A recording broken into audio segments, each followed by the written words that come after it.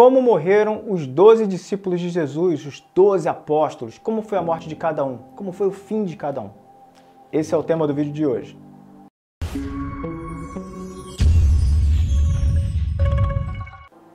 Fala galera, eu sou o Rico Rocha. Para você que não é inscrito no canal, se inscreve aqui, botãozinho vermelho, clicou, já está inscrito no canal. Se puder ativar o sininho é legal, porque você fica sabendo dos outros vídeos. Tem vídeo segunda, terça, quinta e sexta, beleza?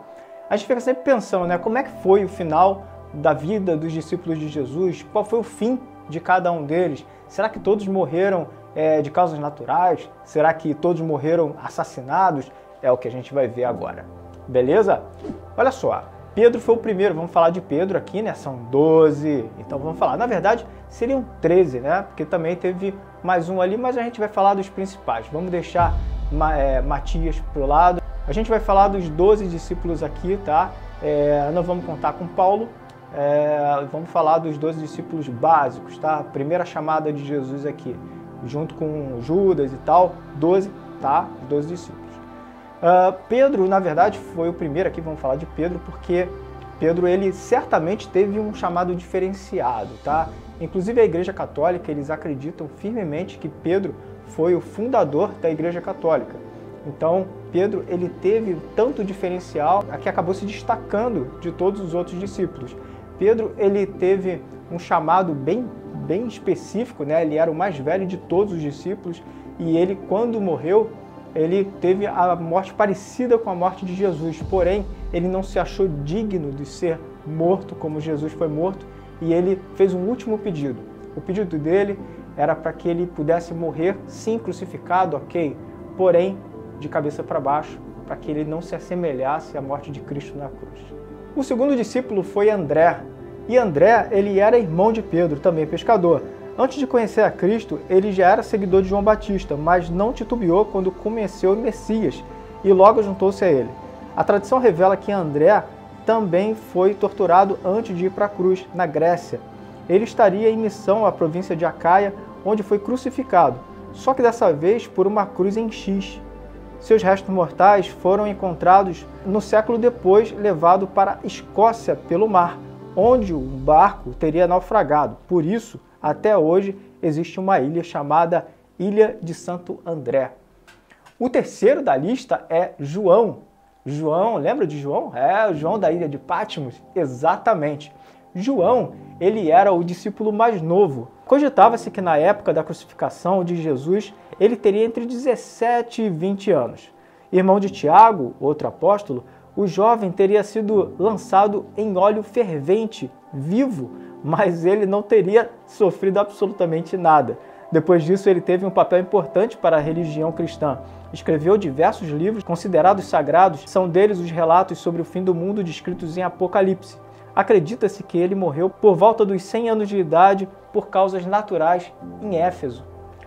Foi muito legal que isolaram, né, João na ilha de Patmos, porque ele não morreu no azeite quente, no óleo quente ali, né? Colocaram ele vivo, obviamente vivo, né? É claro! Num caldeirão gigante, colocaram um azeite fervendo, borbulhando, colocaram ele lá dentro.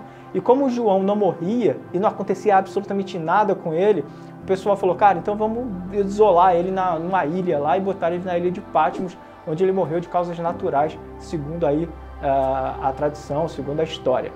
O quarto é Filipe. A morte de Filipe, ela é confusa. Até hoje não se sabe ao certo como morreu o discípulo que deu continuidade à missão na Ásia, nas regiões de Frígia e Herápolis.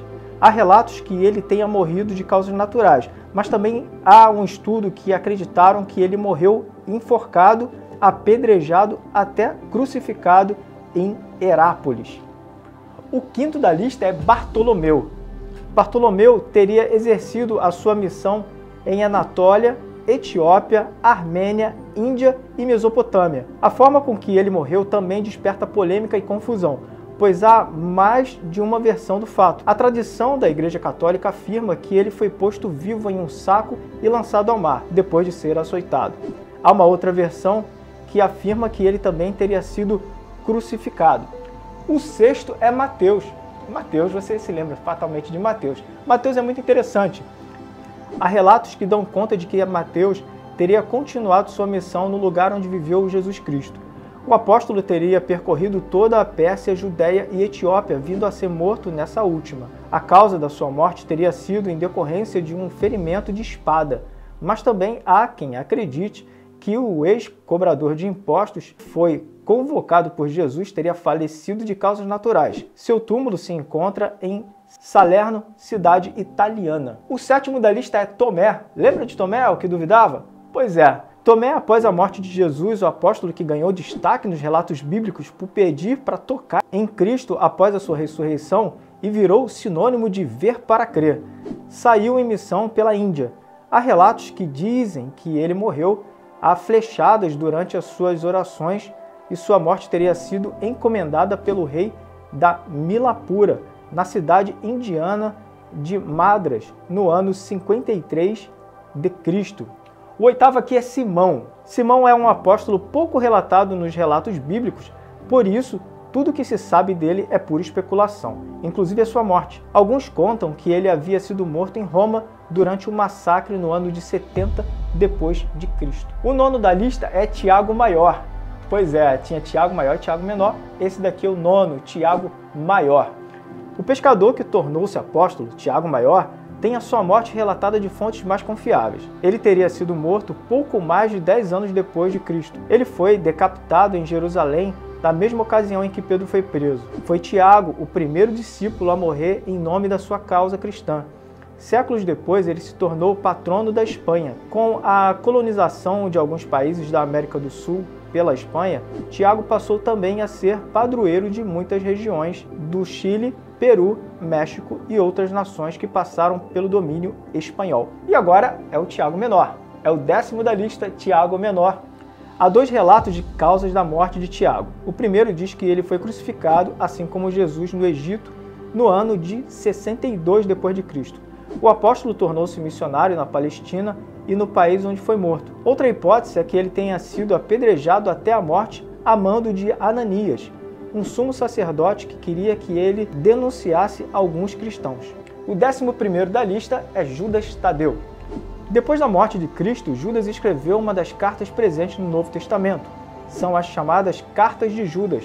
Ele teria seguido a sua missão depois da morte do mestre e pregando na Mesopotâmia, Arábia, Síria e Pérsia.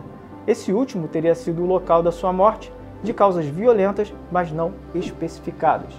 E o 12º e último da lista é Judas Iscariote. Esse quase todo mundo sabe.